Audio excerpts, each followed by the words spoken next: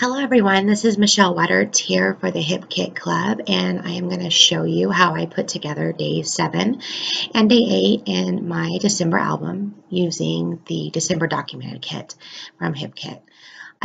Just a heads up, I am recovering from a cold, so I sound funky, and I apologize ahead of time if I cough. Can't always control that.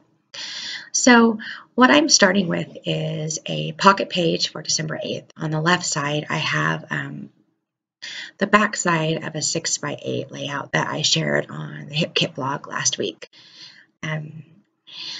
So what I've actually kind of already planned ahead is that I want to go ahead in that right top pocket, just use a piece of pattern paper as a way to add some color in. I originally had thought I wanted to make that a clear pocket with some sort of confetti, but I ended up on the other side needing that spot for a photo, so I instead just went ahead and cut up a piece of the pattern paper that's in the kit and used that for a spot in my 3x4 pocket. So with this other card, I went ahead and decided to do a combination of my typed journaling and also use that as a spot for my number for day 7. You can see here I've actually pulled out the alphas from the November scrapbook kit. I needed something small, and so I went back to that kit and went ahead and used that little gold 7. So oftentimes when I put an embellishment down, I always like to somehow attach it in some way. I know that adhesive is not, attaching it enough. So I went ahead and stapled that one with my tiny attacher. Sometimes I would also sew it. So those are my two options whenever I'm wanting to attach. And I say that with air quotes around it, something to my page or my cards. Now I want to fill that top spot. But because I didn't have anything kind of small enough or relevant enough for that page, I went ahead and pulled out an older supply from last year. I had all these phrase stickers. I always keep my phrase stickers around because I use them quite frequently. And this one was from last year's Crepe Papers Snow and Cocoa, and it was perfect because this page is documenting how my daughter and I sat down over some hot cocoa and talked about her day because she had kind of a rough day at school, and it was nice to have some one-on-one time with her. So I'm going to go ahead and cut that down to size. It just says, I think, hot cocoa on it, and go ahead and adhere it there.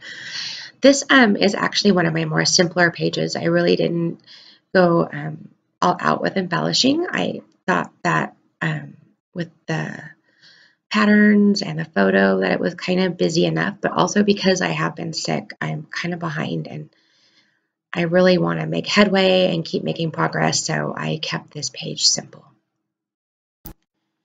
So on the back side of the page, I actually had several pictures that I wanted to use for day 8. This was the day that I took the girls to see Santa Claus at the train depot downtown. So I always take lots of pictures on that day because it's a pretty little space. So right now I've gone ahead and made a 4x6 journaling card out of just a basic white cardstock. And you can see I didn't plan ahead very well when I typed my journaling on it. So I originally wanted the paper to go diagonally, but I didn't mark my space out when I was typing on my typewriter. And since I've already went ahead and stitched it and stitched a border around that card and also put my journaling on it, I'm going to go ahead and just throw that plan away, as you can see, and make that card a little different. And my solution for that is I'm just going to go ahead and cover it just with a regular rectangular block and go ahead and do my embellishing on there. So I kind of want to go back a little bit. I don't know if you've noticed this, but I've got little sticky notes on my incomplete pages, and that's basically means that I have decided exactly what photos to use that day, what's going to go where, and I've ordered my photos.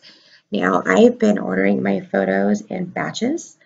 I actually get my pictures through Walgreens. That's where I get them from. And it's super easy because I order them straight from my app. So I don't have to download anything onto my computer. It's just everything is done right there while I'm sitting on the couch or the dining room table, and I can get them cropped and ordered and ready to go. So, and I always mark my spots with sticky notes in all of my albums. So back to this page, I am continuing to work on my 4x6 journaling card. The December documented kit didn't come with any 4x6 cards, so which is okay because I won't use a lot of them in this project, because I generally will use that 4x6 big space for a photo, but occasionally that doesn't work out, so I just make one, and I just use a base of like white cardstock, and then I just somehow decide what kind of pattern paper I want to use to make it with, and that always kind of works out for me because the white cardstock adds more white to my pages, which I really like at this point in time. I really like this sheet of stickers from crepe paper that's in the kit, and I'm looking now to decide if there's anything on there that I can use alongside my number on my 5x7 photo. Now you can see that I'm gluing the circle down. It originally was a sticker, but I didn't want, just in case I didn't back the back side of that photo with another circle sticker, I wanted to ensure that it wouldn't stick to anything behind it. So I went ahead and peeled off that layer with the sticker on it. So then when I glued it, I just glued the side that is on the photo. That way that overlapping edge isn't going to stick to anything behind it. And that is just in case I'm not going to back that circle with something. So that was kind of a precautionary move there. Now, since I am talking about the back side of that photo, I've already, when I do a big picture like that, I always kind of plan ahead what I'm going to do with it. And at this point, I want to go ahead and back that with another photo. That's my plan. I've got another photo or set up in my next batch that I'm going to get from Walgreens to back that photo. In case I don't like that, because, you know, I change my mind like almost all the time, I will put a piece, back it with a piece of pattern paper. So that is just when you doing a project like this, and it's not just going to be pure pocket pages, you kind of need to think ahead somewhat and have somewhat of a plan, a flexible plan, I guess. So that's me just thinking ahead. So I'm going to go ahead and adhere that Santa Claus and his sleigh with his reindeers using pop dots. I normally wouldn't do that because I want less bulk. However, because I'm mixing up my page styles in my album, I noticed a little bit, I needed to bulk it up a little bit because I have all these half pages. So I don't know if that makes any sense, and it's just me, but I wanted to go ahead and add just a little bit of dimension to the card. That way it would kind of help prop up the rest of my pages in my album, so there's not so much of a lean, it's a little bit more even. But that is just a personal preference, so that is why I am going to adhere the reindeer sticker with the pop dots. Had I not done that, I would have just stuck it on there and then ran it through my machine. But I am okay with what I've done. So this card is almost complete, as is most of my project. Now I'm just going to look for some finishing details.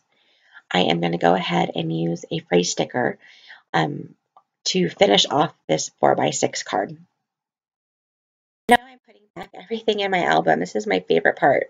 I love to put my completed pages in, and then I go back to the front and flip through, and I want to see how this looks and how it fits. So I am super stoked to get these pages in. They're a little bit more simpler than normal because I've not been feeling well and I'm kind of a little behind.